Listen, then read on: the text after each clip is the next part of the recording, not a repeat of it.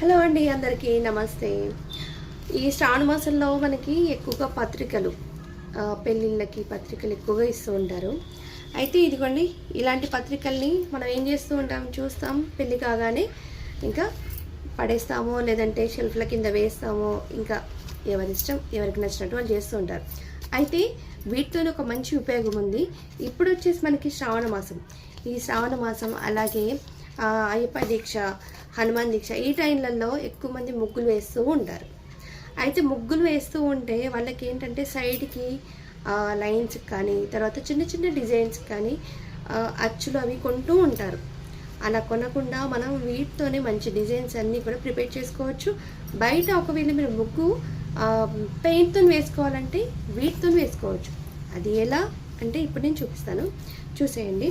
ఇదిగోండి, ఇక్కడ ఉంది కదా అండి, ఇక్కడ వచ్చేసి మనకి ఈ డిజైన్ అనేది మనకి కావాలి అంటే దీంట్లోకి ఇలా మధ్యలో చూడండి, మీకు కనిపిస్తుంది.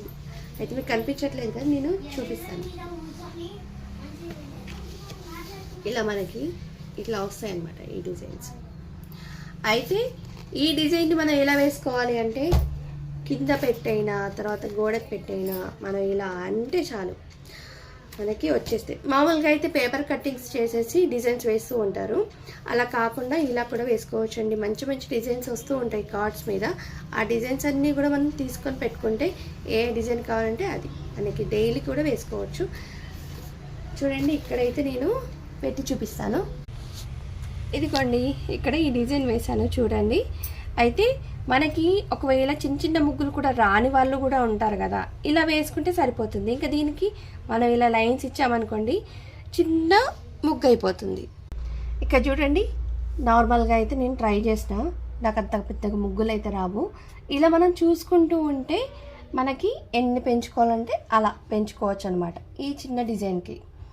అయితే ఎందుకు ఇలా చూపిస్తానంటే మనకి చిన్న చిన్న ముగ్గులు కూడా రావు కదా, అలాంటప్పుడు ఇలాంటి వాటిని బేస్ చేసుకొని మనం చేసేసుకోవచ్చు.